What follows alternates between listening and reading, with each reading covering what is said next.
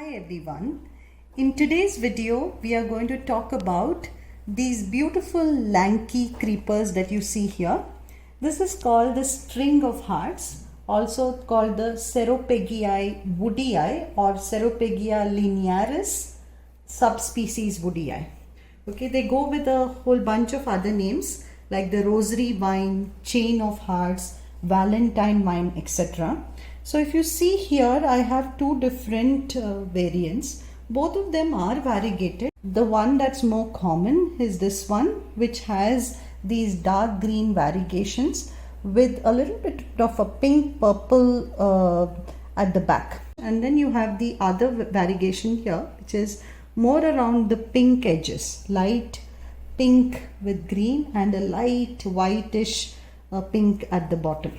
This video will focus primarily on the propagation of string of hearts, because this is one of those plants which, while it can grow very easily, it is also quite finicky sometimes, and in a short while you can lose the entire string as well.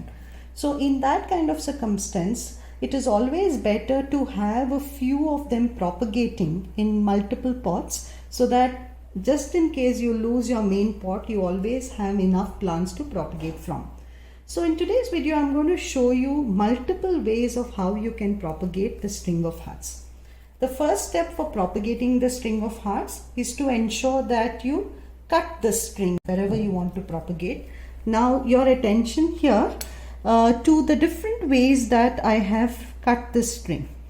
Okay, so if you see this one here, this has the tubers already in it. This is the food storage unit, the nutrition unit of this plant, and typically the string of hearts have these tubers under the soil, and sometimes these tubers can also develop in a very mature string. They can develop on the stem itself.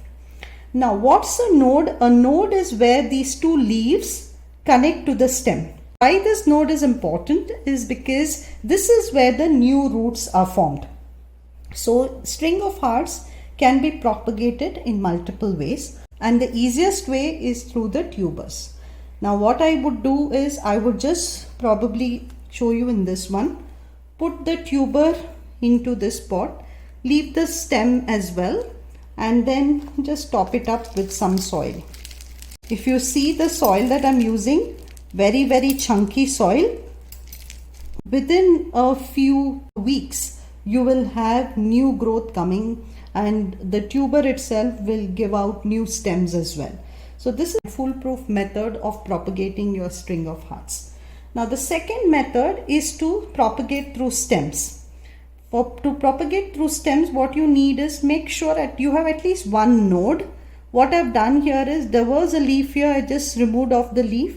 Now I'm going to put this node into the soil and just propagate it that way. And again, within a few weeks, you will have new plants coming out from here. You'll first have the root starting at the nodes and new plants. Another way of propagation, which is also very similar, is called using a butterfly method. If you see this one, you cut your string of heart stem in such a way that you just leave the two leaves aside where the point touches the two leaves into the soil, and this way it will look like a butterfly, and in this you can minimize the amount of space that you will use to propagate. I can probably show you with the other variant. So again, a butterfly here, a node here, you put that into the soil so that your node is touching the soil. Now what you can do is you can just spray with water on the top. Keep the soil moist or damp, not wet. Okay, just dampen the soil once in a while, maybe once in a couple of days.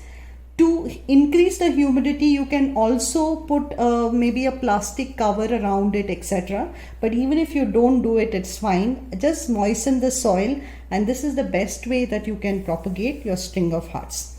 So I've already shown you three methods: the tuber method of propagation, the stem method, and the butterfly method. The next one is the water propagation.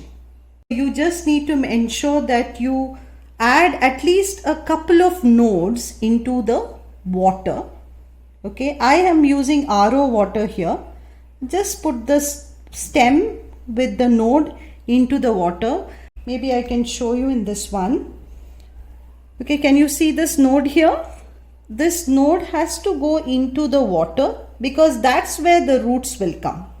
And once it roots in water, you can always move it into soil. The next method, and one that I really like a lot, that I have been using for a lot of my plants recently, is the moss bed propagation.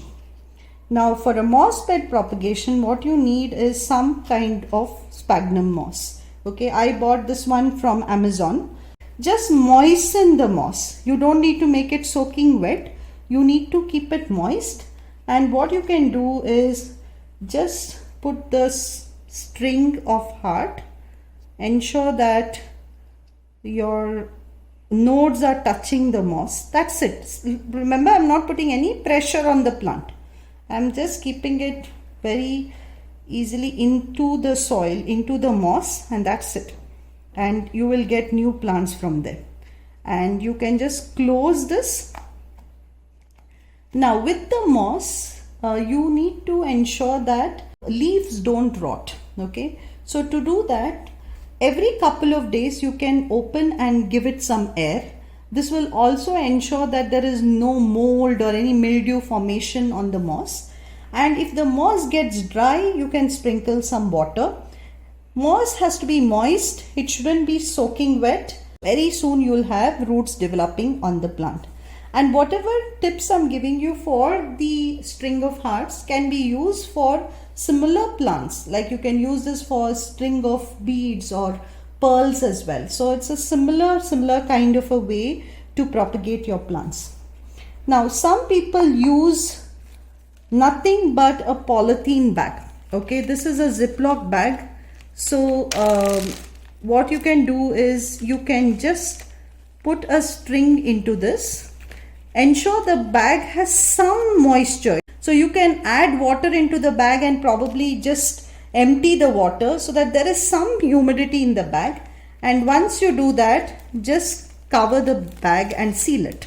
Just like the moss, every couple of days, open the bag a bit to give it some aeration. If you see that the plants are drying, add some water. If you see that the plants are rotting, keep the bag open. So you need to monitor the plants because all of this changes season to season as well. But this is another very easy way of propagating. In just a couple of weeks, you will find that all of these, wherever there are nodes, you will find roots forming. Now, so I have given you all of these different methods, right? So you have here 3 or 4 methods here. You have the bag, you have the moss, you have the water propagation. Depending on whatever works for you, whatever you find convenient, try multiple methods and see where you have the best luck. And then you can probably use that method in the future as well. So this is a string of heart propagation. In terms of care, a string of hearts likes indirect light. It does not like direct sunlight, but it does require some bright light. Okay, so bright indirect light is what the plant is looking for. If you saw the soil media, it has to be very chunky, well draining soil, and wait for the media to completely dry out before re-watering again. So this is these are some of the care tips when it comes to string of hearts. Beautiful plant, and it is a collector's item again. Apart from string of pearls, string of hearts is a plant that has grown in prominence and popularity in the recent years. So do grow these plants into your collection. And today you've also seen the propagation tips, and I hope this video was helpful for you. Thanks so much. Bye.